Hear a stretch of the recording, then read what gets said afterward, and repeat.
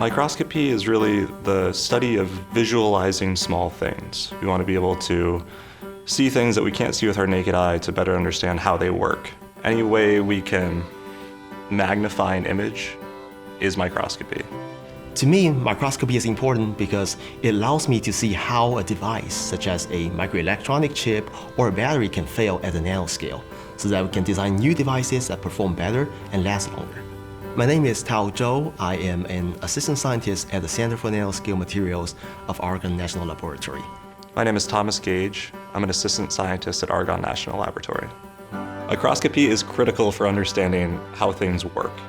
Being able to see a real material, a real device at the nanoscale really shows you, are there defects, are there effects of these boundaries that we didn't understand but are really critical to the functionality of a device. So things like batteries, things like transistors in your phone. These are all devices that operate truly at the atomic level. And without being able to understand how they work, we're never going to be able to improve or fix them.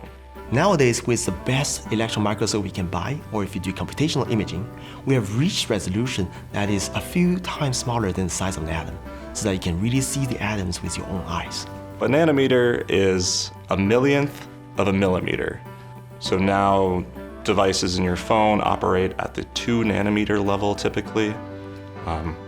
So we're really approaching this kind of atomic kind of scale, which nanometer is quite similar to. We just got a huge upgrade. Advanced Photon Source Upgrade Project is the way for us to get closer to the diffraction limit, and our beam gets brighter and more coherent. Now, by increasing the coherence of the light source, that allows the computational imaging methods to reach their full potential, basically. So a microscope works by enlarging some kind of an image. The most simple example of this, I think, is a magnifying glass. You hold it over some kind of an object you're interested in, and it will bend the light that comes off of that, and that's able to enlarge the image as your eye sees it. More advanced microscopes are really just doing something like that, but many times and with a little bit more refinement. So a light microscope like you would use in a high school lab setting, it is quite similar, just more powerful lenses and more of them. An electron microscope used to see atoms, and really at the frontier of the technique actually uses magnetic lenses. And that's because we need the magnets in order to bend the electrons in the same way that the glass lens in the magnifying glass would bend the light. So I'm currently working with a full-field microscope. It works by placing an objective lens behind the sample that collects light that either passes through or scatters off the sample to form a magnified image on a camera. The optical microscope that we use in science class is also a full-field microscope.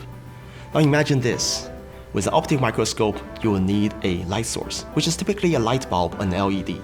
And the light source we have is a particle accelerator with a circumference of 1 kilometer. With optical microscope, you also need your eyepiece.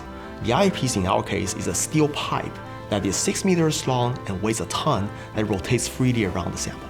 Altogether, this microscope allows us to see tiny disturbances in the atomic matrix with a precision that is 100 times smaller than the size of an atom, using the principle of X-ray diffraction. We have collaborators from chemistry and materials science, even collaborators from the new supercomputing facility. They all want to understand, really at the fundamental basic level, how their materials or systems work.